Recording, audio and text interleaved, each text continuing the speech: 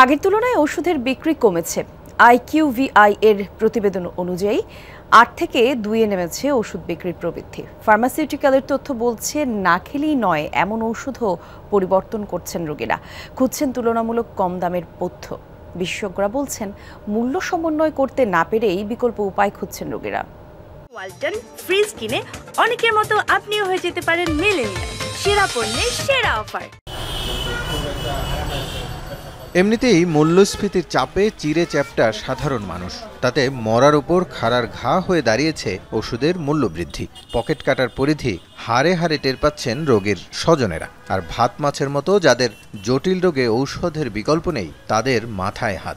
এখন তো বাংলাদেশে সবকিছুরই দাম বেশি, ওষুধ দামও বেশি আছে আমি মনে করি। আমরা যেভাবে ওষুধ নিচ্ছি, সকালেই নিলাম 2000 কত যেন বিল আসছে। নিউরোবির দাম ছিল 240-300 টাকা হয়েছে, এরকম প্রায় সব ওষুধেরই দাম বাড়ছে। পথ্যের ব্যবহার ও বিক্রি নিয়ে বিশ্বব্যাপী গবেষণা করছে IQVI।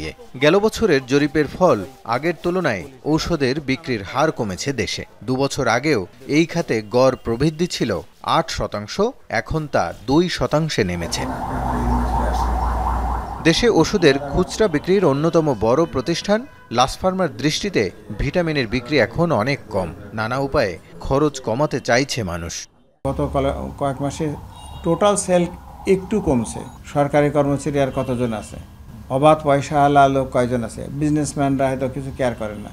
সব কিছু মিলে আগে যেমন ছিল এখন তেমনি আছে, তবে এই সময় একটু প্রেশার যাচ্ছে ওষুধে, মানে মানুষের উপরে।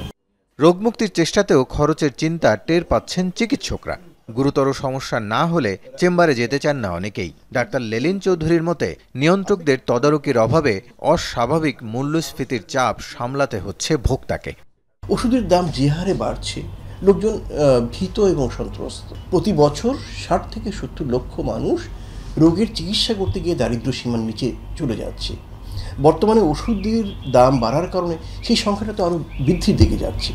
স্বাস্থ্য ব্যবস্থার সমন্বিত উন্নতি ও সাধারণের সচেতনতা রোগ থেকে বাঁচার মোক্ষম উপায়। সেক্ষেত্রে ওষুধের ব্যবহার কমলেও আশঙ্কার কিছু নেই, কিন্তু বাস্তবতা ভিন্ন। একটি দাম ধরা গেল 10 টাকা, আরেকটি কোম্পানি এটি 14 টাকা বা 15 টাকা। এটি যে কেন হয় এটা বলা কঠিন, এবং যে ওষুধটির দাম 10 টাকা সেটি মানসম্পন্ন কিনা সেটা সাধারণ মানুষ কিন্তু পরীক্ষা করতে পারে না। দেশে কিছু রেফারেন্স ল্যাবরেটরি থাকা দরকার সরকার পরিচালিত, যেখানে এই ওষুধগুলো পরীক্ষা করা যায় যে মানসম্পন্ন কিনা। বহুদিন ধরে সাধারণ মূল্যস্ফীতি 9% বেশি, আর ধরনভেদে ঔষধের দাম বেড়েছে 50% পর্যন্ত।